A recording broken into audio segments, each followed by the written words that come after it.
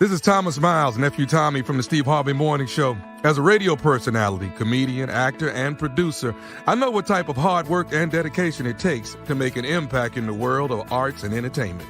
MAC Performing Arts Collective, a nonprofit for visual and performing arts, is doing just that. Impact's mission is to cultivate the interests of visual and performing arts by exposing, educating, and entertaining. Impact is dedicated to the formation of avenues into the professional world of arts and entertainment through several of its programs, including It's a Rap, Playhouse Theater, and Impact Jazz. Through these programs, Impact has launched film festivals, TV forums, music symposiums, comedy series and showcases, jazz shows, theater productions, acting and comedy workshops, and much, much more. All in an effort to create platforms for emerging talent and create access to industry insiders in an effort for those seeking careers in arts and entertainment to be successful. As a proud member of its advisory board, I would like you to support Impact as a volunteer or as a donor. Please visit impact-arts.org today.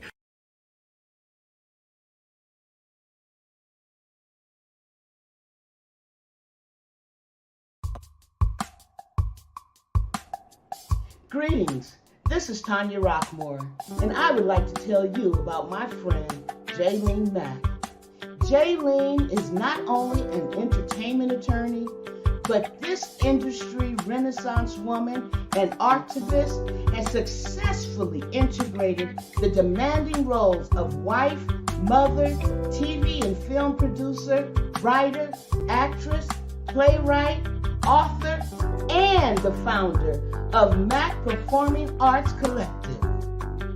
Jaylene is a double HBCU graduate who received her bachelor's in political science with a minor in mass communications from Xavier University of New Orleans and her law degree from Thurgood Marshall School of Law at Texas Southern University. Her clients have consisted of an all-star lineup including Steve Harvey and LaToya Luckett, just to name a few. Jaylene has served as either producer or production attorney on dozens of movies and TV series. She's compiled a long list of acting credits and over 40 productions, including The Burial and Better Call Saul. As founder of Impact, she has combined all of her resources, experiences, relationships, and Hollywood access and created programs and platforms to allow young, aspiring, and veteran artists to fulfill their artistic dreams. She is also a proud member of Delta Sigma Theta Sorority Incorporated. With 30 years of expertise, Jaylene remains passionate about using her legal and business skills to support artists and further their careers. Ladies and gentlemen, I present to you now, Jaylene Mack. Hello, everyone. Welcome to Impact's virtual speaker series. We are in our third month of doing these wonderful presentations. We are trying to bring you speakers that fulfill those little interesting niches in the market. Previously, we had Jaheed Winston on with his mom speaking about child relationships with parents being their momagers and their daddy managers. We've had a speaker on dealing with stunts in Hollywood, and we have a very, very special speaker for you today, speaking about distribution and acquisition. So I know that is a very, very important topic for you filmmakers out there, you content providers out there. So make sure you tell everybody about our speaker series. Make sure you've tapped in with someone today that needs to be on here. They can go to YouTube Live if you're not on YouTube Live. If you're on Facebook Live, tell them they can go to YouTube Live or they can go to Facebook Live. Make sure that they're following us on Instagram, including yourself. We have lots more planned for the year. We are so excited to share this with you. We are underwritten by a Country Financial, a financial investment firm that has poured into us and supported our efforts with the entertainment industry and making sure that we're educating the masses and sharing all these golden nuggets and creating access to Hollywood that most filmmakers don't always get. So again, share, share, share, please. That's how we grow. You spreading the word, and we appreciate that. And also, I'm super, super excited to be filming today, recording today, all the way from DC. I'm not even in Houston today. I'm in DC, and Howard's homecoming is going on. And everybody I run into, they say, "Well, happy homecoming." I'm like, I didn't go to Howard. I went to Xavier University. Proud of my HBCU alma mater. Yes, I am. Now, let me get to one of my favorite people. As I told him, he's my favorite male Haitian. My friend, Greg Maurice. Let me tell you a little bit about him. So, Greg Maurice is a proud Haitian American who has harnessed his rich experiences, culture, and values to carve a remarkable path in the entertainment industry. With a staggering portfolio of over 350 acquired titles and a cumulative licensing revenue of over $100 million from prominent platforms like Netflix, HBO, BET, Hulu, Showtime, Stars, All Black, and Amazon, he has proven himself as a visionary executive. Throughout his career, Greg has flourished in various renowned companies such as Fox, Big Three, and Red Bull. However, his true breakthrough came when he spearheaded the launch of the Black Vertical at E1, igniting his passion for film and acquisition.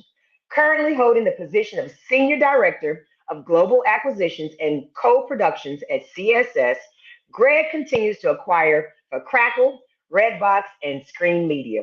Put your hands together for my favorite male Haitian, Greg Maurice.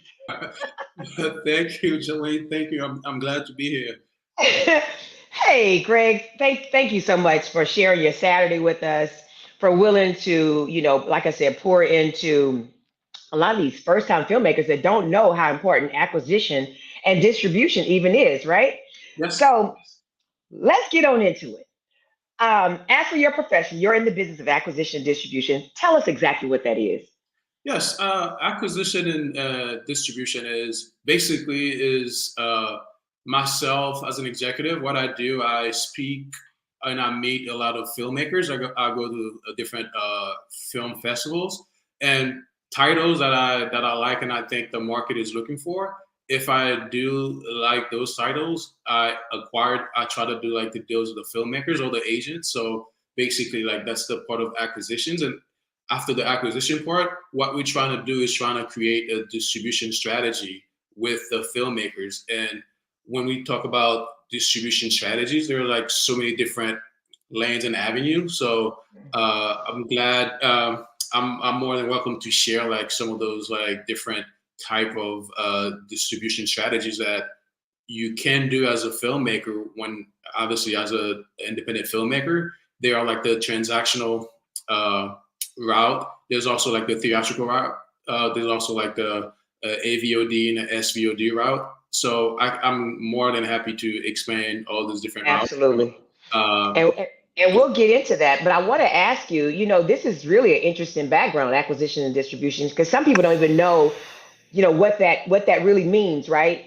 Tell us how did you get here? Were you a filmmaker first yourself, and then you said, hey, I want to go work for corporate America in some capacity? Tell us a little bit about your journey to get here. Well, interesting enough, this industry, growing up in Haiti, my mom used to be the human resource manager of, the national TV station in Haiti. So when I was 9, 10 years old, I used to go to the TV station and I used to see like just the landscape, what everybody was doing. And that's how basically like I knew like I was going to be part of an industry, but I didn't know exactly what obviously like what role and what I wanted to do. So I went to school. I got a degree in media studies and communication. So I had to learn how to edit, how to shoot.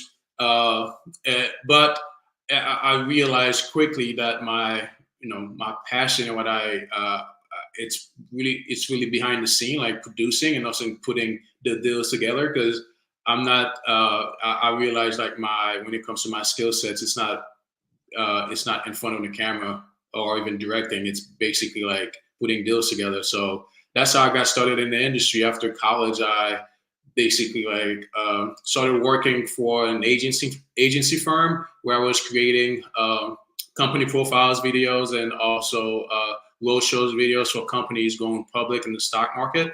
Then for me, I knew the storytelling that I was doing for those companies was good, but that was very too corporate. Then that's when I decided to move to LA, and I was in LA for 11 years. Then I started working at Fox Sports. I was doing partnerships and also like doing a lot of productions, and that's how I got into the business. And eventually started working at E1 doing film acquisitions. And it sounds like you forged a lot of relationships along the way, right? And each place that you worked was like a stepping stone to the next place. You agree? I agree because the opportunity that I had to work at E1 in film acquisition, I want to be able to have that opportunity if it wasn't for relationships that I built while working at Fox Sports. Because of that, I wasn't even looking for a job or applying for a job. I got a call from the executive at E1. They asked me, "Hey, this is what they trying to do," and they know my passion and vision for elevating and advocating for Black and Brown filmmakers. And they asked me if I wanted to basically launch or be part of this vertical to start distributing and acquiring Black and Brown content. And that's how it happened, because based on relationships. Yeah, and that's important because we always say you never know who's watching you, right? And you never know where the opportunity comes from. So that's a true testament to that. You started talking a little bit about the different types of distribution. So we have first-time filmmakers and we have film enthusiasts. Give us a quick lesson on the different types of distribution rights in general. Yes. For filmmakers, I tell them all the time, my conversation that I always have with filmmakers, if your title as a filmmaker, like, you have to determine exactly like what you're trying to accomplish. If you're trying to monetize it as much as possible, or are you trying to get the notoriety from the filmmakers or from the festivals? And also, are you trying to basically like create a piece that's only going to be licensed for the network? So based on the conversation I have with filmmakers, I realize exactly what they want, but there are like several different ways to go. So as a filmmaker, like, there's a way, if you want, you could do like a small, like a day and date or small theatrical release. And also you can do what's called like a TVOD, transactional video on demand. What does that mean? So it means like when you release your title, the audience can rent or buy it on those different VOD platforms, such as AT&T, DirecTV, Apple, Amazon, Vudu. And after that, usually, like, if you decide that route, 90 days, you have 90 days like to monetize it on the transactional platform. And after that, you have the option to license it to a streamer, like the SVOD platform, like the subscription video on demand platform, such as the Netflix, the BET Plus, like the All Black. And also, like, if that's not what you want, there's also like what's called like the AVOD route. Those are the platforms where basically like the audience can watch titles of films for free with advertising, such as the Pluto, the Tubi, the Roku. So those are the different lanes out there. Like, as a filmmaker, like, you have to understand exactly which route that you want to go before you even approach a distributor, or so you have to know exactly which route to go to make it like as smooth as possible for yourself.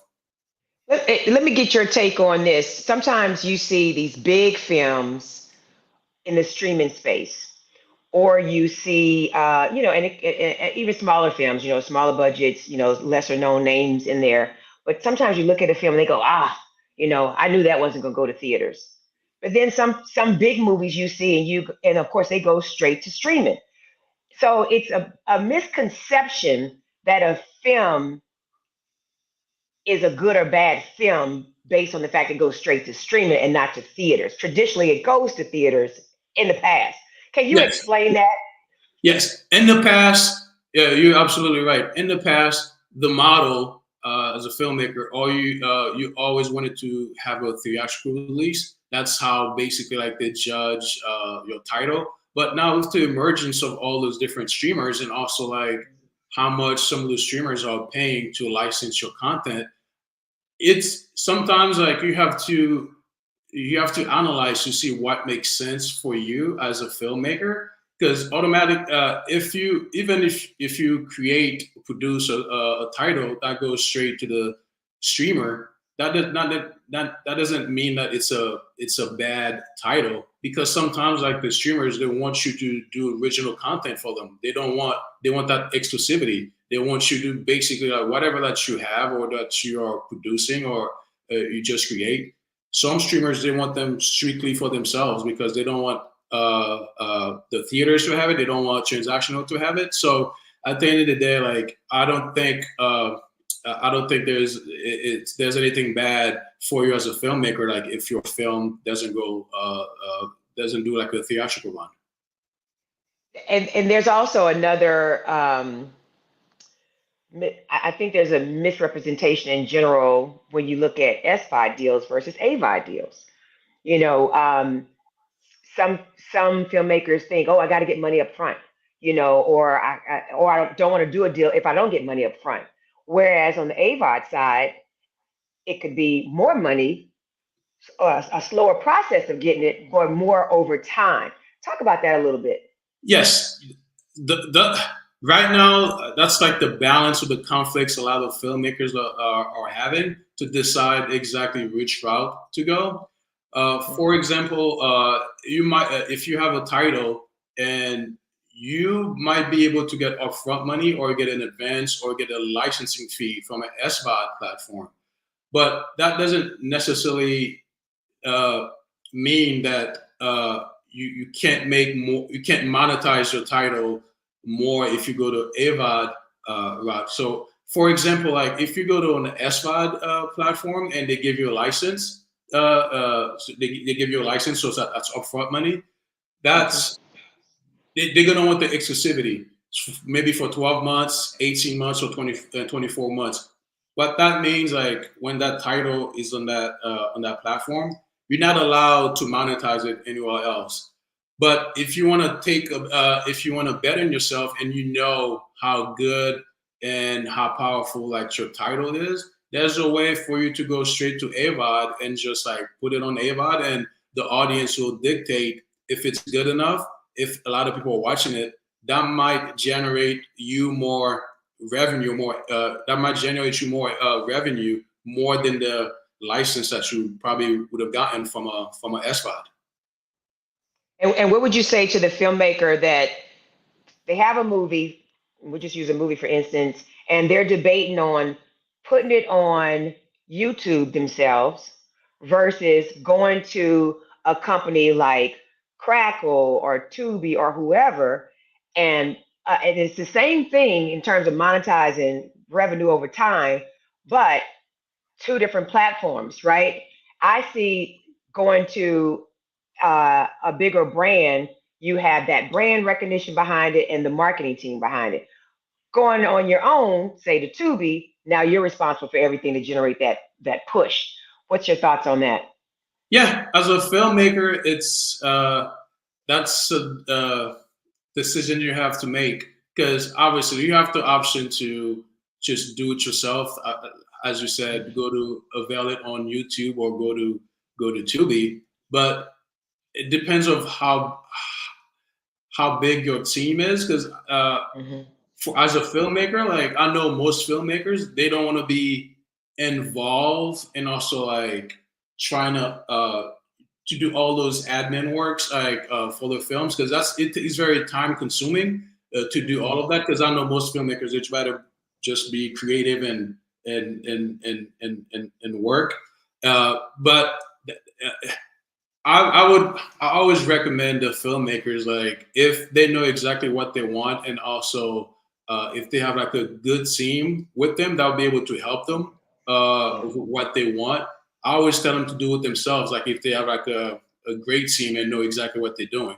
But if you're by yourself as a filmmaker, I always say to, try to go to the distributor route, or even like try to go to like a bigger platform first to see how it performs. And after that, then you can determine exactly where else you can take your title. Yeah, I agree. So many content makers, they worry about raising money to shoot their film, oftentimes more than anything else. How important is it to consider distribution up front? It's because now with how it is, like with the landscape, I don't think you need to consider distribution upfront, because like we were just talking before, there's like so many opportunities and also platforms out there available that you can basically bet on yourself, and you could just shoot your title and see how it does in certain platforms. But if your goal is trying to amplify and to have like as many reach as possible, that's when I would recommend to go the distribution route. Yeah. And I'll add to that, because I agree with what you're saying. And I'll also add, it might be important to consider distribution up front if you're getting your movie financed through third parties. So if you have an investor, right, obviously they would want to know, well, how do you plan to get this movie out? How will I make my money back? And that's probably one of the biggest reasons why you would have to figure out distribution up front, because you're trying to be a good steward of somebody else's money.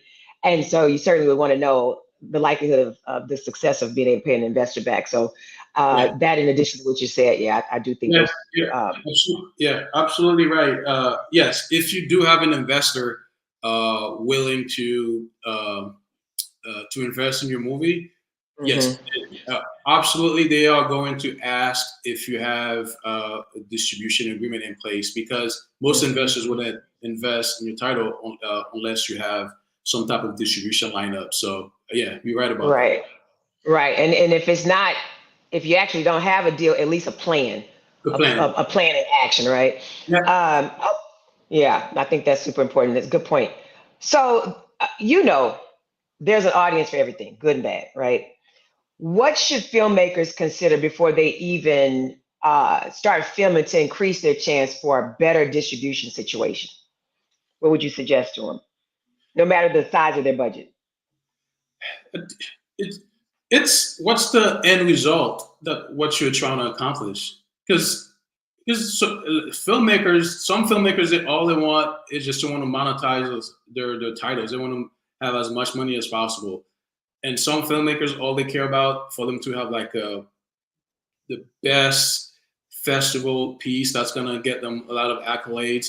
And some, filmmakers, they care about, I want my movie to be on Netflix. I don't care about anything else. So it depends of what the end result is. And once you determine ultimately what the end result is, you can work backward trying to figure that out. It's interesting that you say that, because as a lawyer, people come to me with their finished product, or maybe it's in post, and they say, hey, can you send this to Netflix? Can you send this to Hulu? Can you send this to Universal? Whatever, right? Like, yeah, I'm gonna make this movie and it's gonna be on such and such. And it's really not that simple, because if it was, everybody that made everything could be exactly what they wanted to end up.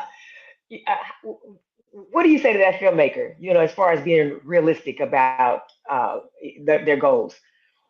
Yeah, as you know, this business, especially independent distribution, I kid you not, every filmmakers I talk to, they believe, obviously, as you should. It's your baby, and it's your you're so proud of your title, and everybody thinks they have the next Avatar or the next Independence Day. So sometimes, like, you just have to find a way, like, to manage the expectation for filmmakers, because I know, and most executives in the space, like, they know exactly, like, the buyers, what they're looking for. And at the end of the day, it's my job to to be as transparent as possible, to tell them, like, the truth about their project. Because if they're like, they have some lofty goals and they want to be on Netflix and they want to get a license for $5 million. And that's not realistic. I always tell them that's not going to happen, because I think at the end of the day, you have to, be frank and and be truthful to the filmmakers, because most of them sometimes they have unlofty expectation about their title. And I'm glad you said that, because I've had filmmakers come to me. They expect to get what they put in the film, and it doesn't always work out that way.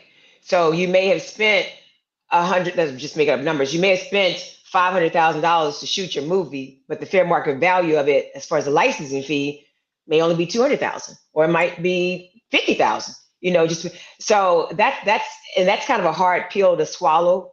And then I notice it's also a hard pill to swallow when they realize that, oh, I still have to do some work. I may not make all my money back from this one deal. I need to look for other deals to run either concurrent or consecutive to the deal I presently have.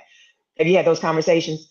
Yes, all the time. So, and also always, because sometimes like filmmakers, I was very driven, and they'll find ways to get investors like to shoot their movies. And obviously, like, they spend so much money like to film their project, but there's no plan in place.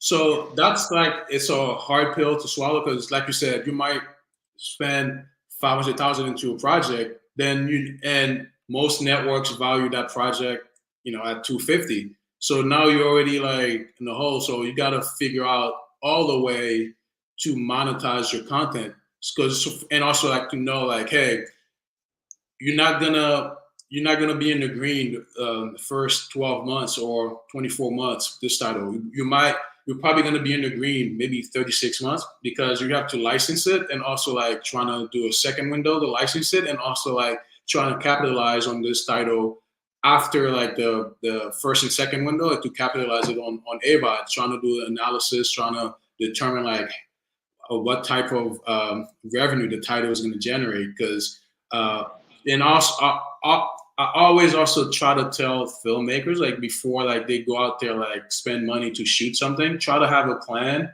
and also like have some type of expectation what that title might do after you release it. And that's easy to determine after talking to a distributor, because most distributors, they have the data, they have some analysis that'll be able to tell you how certain titles and certain comps to your title, how those titles like perform, and based on that, you might be able to basically like know what to spend in your project for you, so you don't overspend. So I know it's a hard pill to swallow, to tell filmmakers like to do analysis and to have a plan before they do something, but I think that's probably like the smartest and also most efficient way to do it. Yeah, and two things about that. If you don't know how to do it, you've never done it before, surround yourself with the right people, right, who have that expertise. And then filmmaking is no different than any other business. It's still a business. You have to have a business plan, some type of plan to get from A to Z. How important is it for content providers to pay attention to viewer behavior, content trends, things like that? They should, because that's what the networks, because most networks now, most streamers, the sad part about the comment I'm about to make is a lot of streamers and also like the networks, they don't watch everything. Everything they base their like decision, it's off data. They know like, hey, this title with this actor, and this is the type of project it was. This is how much it performed. They want more of that. So everything that they do is very data driven. So as a filmmaker, as a content provider, so you have to pay attention to that, because if you want your title to be to be licensed by those streamers, you have to know exactly what is performing on those platforms. And to piggyback off of that, what are the genres that most distributors seek? Like, what's the most popular? What seems to do well? What's kind of a no-brainer? Yeah. Now it's thriller, horror, action. Those three always. Those are the two they're always looking for because it can't. When it they're trying to stay away from drama now and comedy, but it's mostly a lot of thrillers. What about holiday films? Yep, that's another one. Holiday, especially now coming in holiday films. Always, those are like always looking for that. A lot of different networks starting now. A lot of networks already like acquiring holiday titles for the 2024 and also like 2025. This is because they know it's around this time. That's when like a lot of families, that's when they start watching a lot of those, holidays titles. So Yeah. it's always like a big plan programming for a lot of the networks trying to get holiday titles. Would you group horror and thrillers? Or is No, that it's totally different. different? Yeah. Thriller, like there's even like the psychological thrillers. Sometimes like like half action thriller, but ours just obviously just straight scary movies. So, if you were having a meeting with a filmmaker, what's your preference as being an executive? Uh, what's your preference, dealing with the filmmaker directly or dealing with their representative, like their manager or their lawyer? I don't have a preference. And for me, my career, like I've done both. And to my nature, I always try to build a great relationship with the filmmakers because this business, this industry, you have to maintain great relationship with the filmmakers and also like the representation because down the line, 2 years or 3 years down the line, there's probably other project that you probably will want from that filmmaker, and also like I might be working in a different network or a different distributor. So building like great relationship with the filmmakers and their representation is always like key for me. But I don't have a preference dealing with the filmmaker directly or the agent. Dealing with the filmmaker, most of the times, like I try to give them advice and give them like certain insights of what to expect because if they don't have the representation, so there's certain things they probably don't know. And for me, I try to be vigilant and try to advise them on that. But if they have representation, I would hope their representation is giving them those insights. So, if you're dealing with the filmmaker directly and they're doing their first meeting with you, meeting on acquisition and distribution, what would you tell them in order to prep for that meeting? What are the type of questions that you would expect them to have answers to or information for them to provide to you? Yeah, because the number one thing it's always about the deliverables. Because if they have a title that they're ready for distribution, because from my experience, when it comes to like delivery, filmmakers like they always miss the deadline because the way the distribution works is sometimes like this distributors like they work with the networks and also like the cables. They pitch 3 months in advance, so basically like we are working backwards to know like what's coming. So sometimes like if the filmmakers miss the deadline, that's gonna miss also like the release dates for certain titles. So I'm always in the beginning trying to tell them like, hey, those are when it comes to like deliverables, those are the things you need to have when you're ready. So before they start the delivering process, so they have everything already lined up. And give them some examples because I'm assuming some people are watching that have never delivered a film before. Give some examples of what's expected for delivery.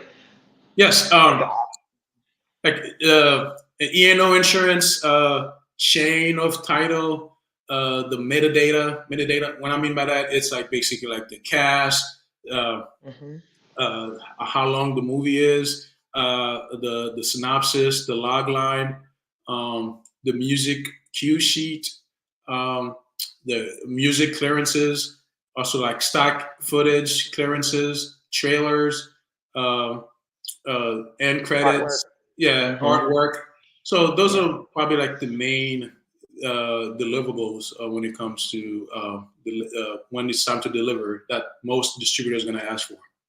And typically those things are at the expense of the filmmaker, correct? Yes, yes, most. Some distributors sometimes would cover it, but if they do cover it, it is a recoupable fee. Hmm. And then how long on the average are distribution deals now? Back in the day, it used to be 15, 20 years automatically, especially with, say, DVD yeah, mainly DVD, probably even cable rights and things. But what's the average term nowadays? Average nowadays, I think it's 8 and 10. Yeah, not too bad. And typically the time period is long because what? The film needs to monetize, make money back, Yeah, and then all the sub licensing. to monetize it as much as possible, especially if a distributor uh, give you like an MG on an advance for your project. They wanna, and also like sometimes like some distributors like they put marketing commitment, so Hmm. they want as much time as possible, like to recoup all of that, and also like to take advantage if it's also like if it's you can exploit internationally, and just like I described before.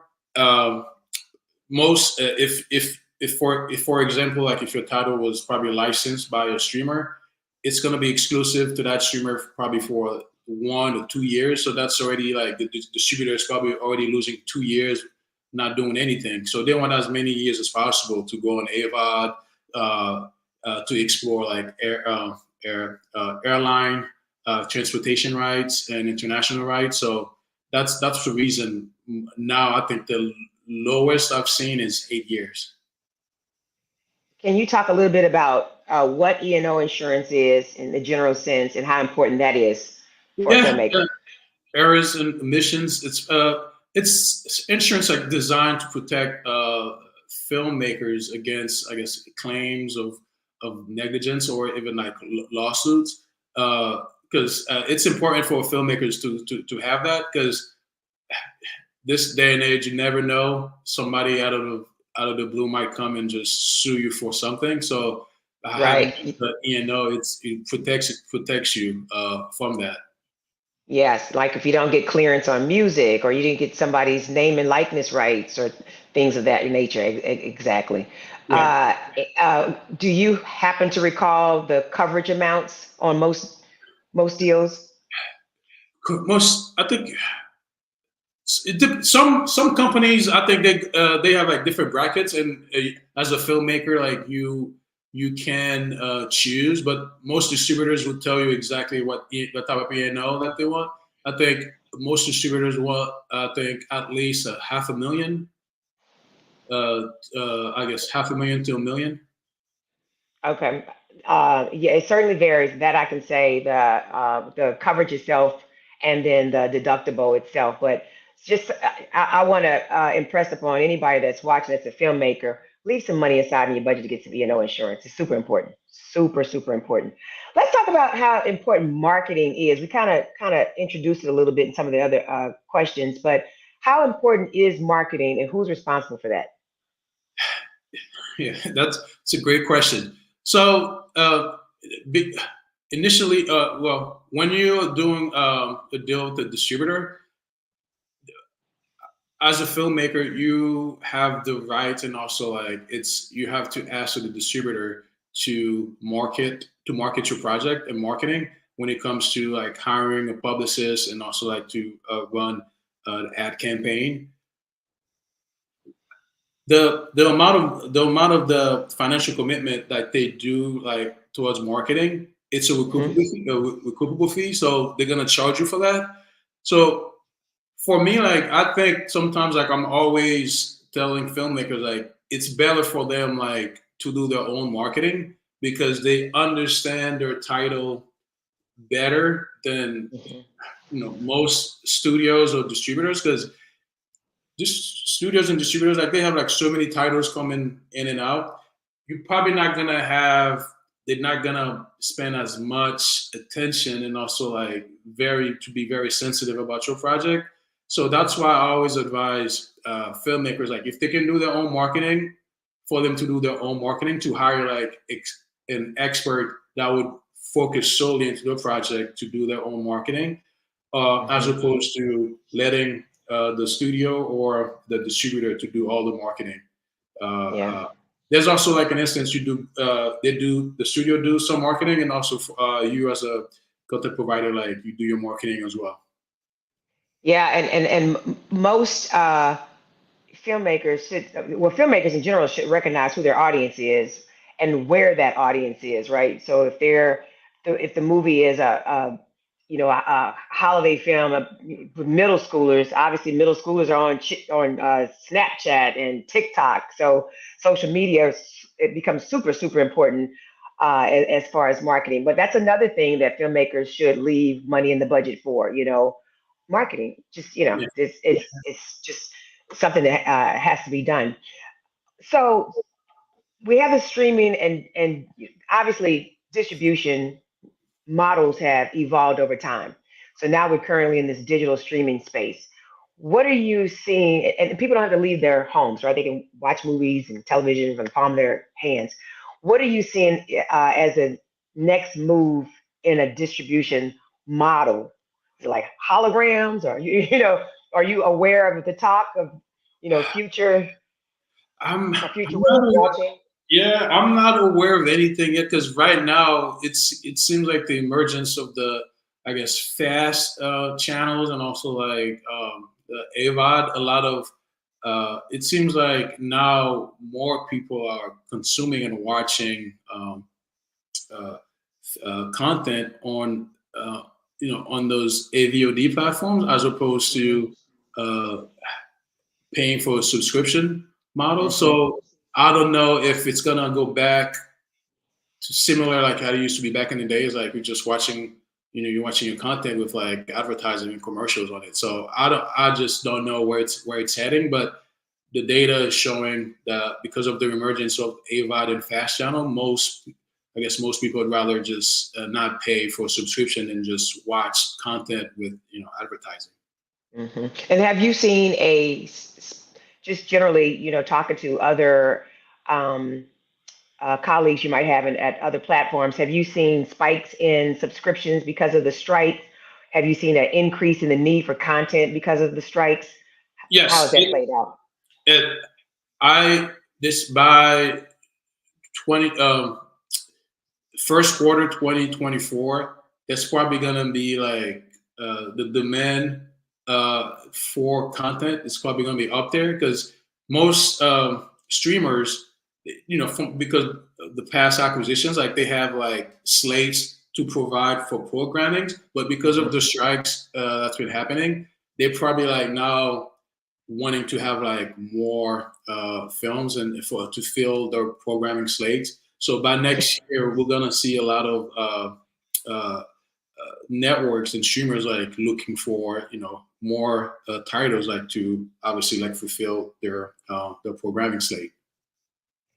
So depending on the streamer, for instance, like Netflix is worldwide, but then you have some other streamers that their territory may only be the United States, right?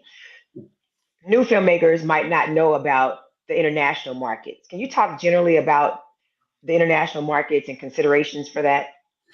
Yes, it is like most of the fights or disputes I've had with other distributors or international distributors, like it just, I don't understand why they always say that when it comes to Black titles, like they don't travel like overseas. Like I never can understand that.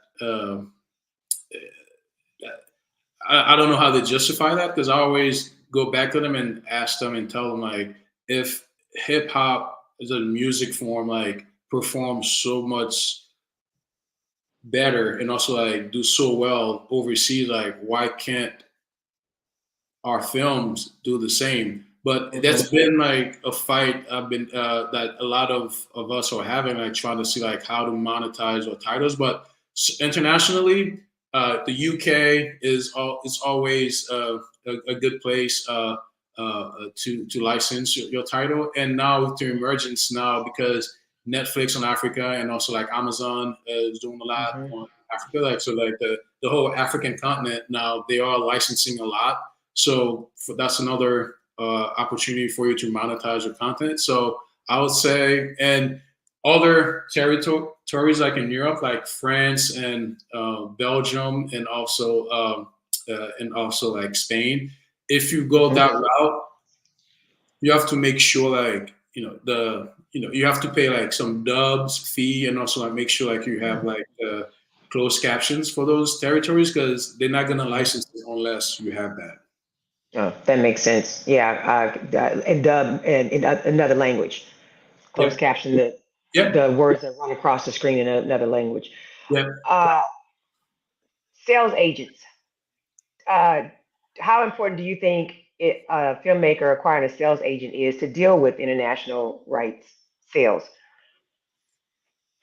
Yes, I think it's very important, because sales agents, especially international, they they understand the market, and also like they go to all those festivals, like they know exactly who to go to. I think uh, as a filmmaker, like I think it's important for you to have like a part of your team, or somebody helping you, like an international sales agent who would help you to license your title. But the other thing, obviously, you have to vet the sales agent to make sure like he or she has work or work projects similar than yours, because a lot of the times, especially in independent distribution, it's a volume game. A lot of international sales agent, what they'll do is just get 5, 10, 15 titles at the same time, and trying to go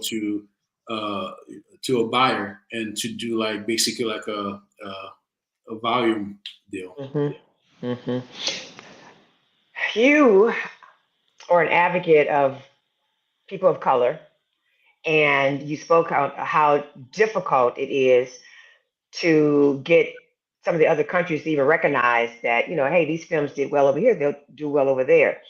And I know the information that we've been sharing is really for everybody, but you've been trying to amplify the voices of people of color so much that you founded a company called, is it Zaka or Zaka? Zaka, yeah, yeah, Zaka. Tell yeah. us all about Zaka. Yes, obviously, like I shared in the beginning, I came to this country at 13. Like I'm from Haiti. From having conversation with a lot of people similar as me who came to this country at a young age, also like what they call themselves like immigrants. I realized that we had like the same, we share like the same experience, and also like some of the obstacles that we have to overcome. So for me, like I am building this company Zaka. It's a membership community that fosters like authentic connections among first and second generation immigrant professionals across various industries. So we provide highly vetted workshops, coaching, motivational content in a safe space where immigrant professionals can build a community with each other, and also like with recruiters. And our goal is trying to, when it comes to career advancement, a lot of immigrants like myself, like navigating the obstacles in corporate America, it's a lot. So we don't have like the blueprint. So for me, like launching this platform in January, like hopefully like some of the workshops and also like the content that we'll be providing will help the next generations like with their like career journey. How old is Zaka? How long How has it been old? around? Yeah, how long has it been around? Started. It's been 1 year. What we've been doing. It's just only right now is just the podcast. We interview like the leaders, like to tell their journey. But in January, we're gonna be officially launching with the coaching, and also like with the workshops for our audience. Love it, love it, love it. So what would you say it's just for adults or young adults? I'll say probably young adult from I guess junior high school or senior high school to like professionals and senior professionals in corporate. Okay, sounds good. I'm looking forward to more from Zaka, and having impact. We started in 2011, and just it's steadily been growing and growing, and I know how it is to try to build something for the community and for others, and you see obviously a need in this industry that needs to be fulfilled. So hats off to you for taking on that challenge, and it's Thank you. just yeah. Okay, tell us what other projects you personally have coming up that we need to know about? Oh yes, thank you for that. So similar to this on Wednesday, I'm having a live virtual workshop with one of my quick story. One of my friends and also like a filmmaker. So Sova Naeem, they call him Slick. So met him 2012 when I was working at E1. That was probably the first film I acquired at E1, and he was a young filmmaker out of Brooklyn, and met him and loved the title because the title did well at ABFF and Urban World. So acquired the title, I licensed it to BHC, then Netflix licensed it, and now he is becoming like the most sought out movie director because he has his own show on Netflix. It's Bruno. Then he has directed several Power, BFF, and Snowfall episodes. So he's coming on Wednesday to as a guest for this workshop that I'm having on Wednesday at 6:30 Eastern time. So he's gonna dedicate his time and knowledge to young filmmakers, so where they can have Q&As and ask him questions about like his journey from starting as an independent filmmaker and now obviously like directing and producing all those major projects. Is that virtual or in person? Virtual. It'll be virtual. Good. Let everybody know how they can tune into that.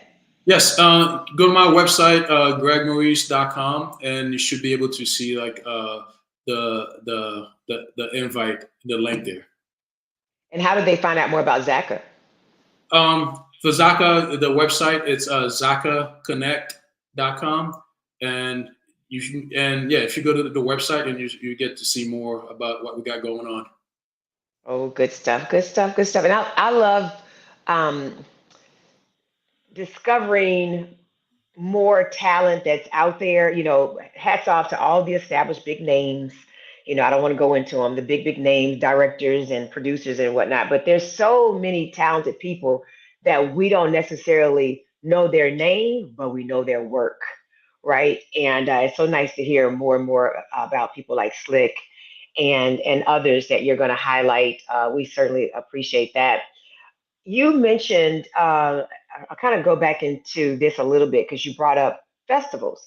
How important is it for filmmakers to even take their work to festivals? And do you find do you find content there that you want to offer a distribution deal? Yeah. Yes, very important. I try to go to at least 3 to 4 festivals a year because obviously, like, if you have a great project, if it's doing well in a festival, the whole community is going to know about it, and obviously that's going to increase the value of your title, and that's going to create obviously like a competitive offer from different distributors, or maybe a streamer directly might want to license your title. I think it is very important because it's still when it comes to word of mouth, and also like there's something to be said about word of mouth, and also like a lot of people like talking about your project by doing the festival one. Yeah, that definitely a good way to get some exposure. And that's another thing that filmmakers need to put some money aside for, because that's all a part of your marketing budget as well, to make sure that you get the film seen and at least start to get a little buzz and collect some data, audience approvals and things like that always works. Greg, thank you so much for being with us today. You have anybody you want to send a shout out to, or any other information you want to share to make sure people are able to follow, things like that? No, thank you. No, thank you for inviting me, because obviously, like, we work together on a lot of projects, and also, now you're a friend, so I want to thank you for putting this together, and also, like, I know that you're doing my workshop as well, I believe in January, so I want to thank you. Yeah, I want to thank you for putting this together. So so if people want to get a hold of me, my website is gregmaurice.com. Like, if you want to talk, or if you have a project that you're looking for distribution, just you can reach out to me. So I want to thank you. I want to thank you again. Thanks again. I appreciate you being here. Have a wonderful rest of your Saturday, and tell your lovely wife we said hi from Impact. I will. Thank you so much. I appreciate you once again for joining us. Thank you. Yay. Oh, wow. Now that was a lot of information. And it's information that I don't think we talk enough about.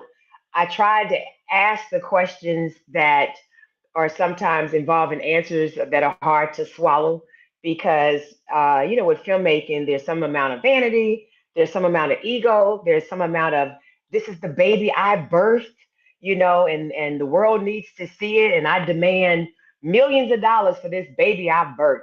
But sometimes it just doesn't work that way in the film world, and it is about supply and demand, and it's about what the networks are looking for, and how well crafted your film is, and folks, if you're looking for a good distribution deal, whether it's money up front, whether it's AVOD, no matter what platform, we got to do the work. We have to write good scripts or acquire good scripts. We have to, and get feedback on our scripts. We have to make sure we have good cast and good lighting, right? And a good production experience. All of that stuff, put it up, package it up really well, okay? That's what we need from you filmmakers out there. And I'm putting myself on the list included. I'm listening to my own advice to make sure that I do the work, I put the work in, so that we can get the best for this baby that we birthed. Guys, that was a good conversation. I'm so glad to have Greg. We want to thank Country Financial for underwriting this. We also want to tell you that our next upcoming speaker for November is LJ Smith. He will tell you all specifically about acquiring films and television content in the streaming space specifically. So we'll keep it narrowed on that focus and talk specifically about some of the other streamers. This was just really a good conversation. I want to make sure you guys go and visit Impact's website. If you haven't already, please go and visit our website. Please pass information on to a friend as to what we're doing over here with our virtual speaker series. And just so you know, a heads up, in April, we'll have a luncheon where we are going to give away scholarships and some awards to people making things happen in the industry. Our scholarships will go to young adults seeking careers in arts and entertainment. So I'm so excited about that. It's going to be our first luncheon that we are going to have. And we also have some grants that we'll be giving out next year. So those donations that you guys make to us, they go to our operations and our programs. And so y'all know money makes the world go around. $1 makes a difference, as Rock always tell me. It only takes $1. And so if you want to donate, make sure you go to Impact's website and you can donate there.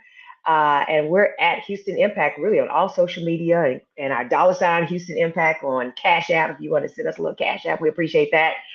And thanks for just letting me steal your Saturday, an hour out of your Saturday today.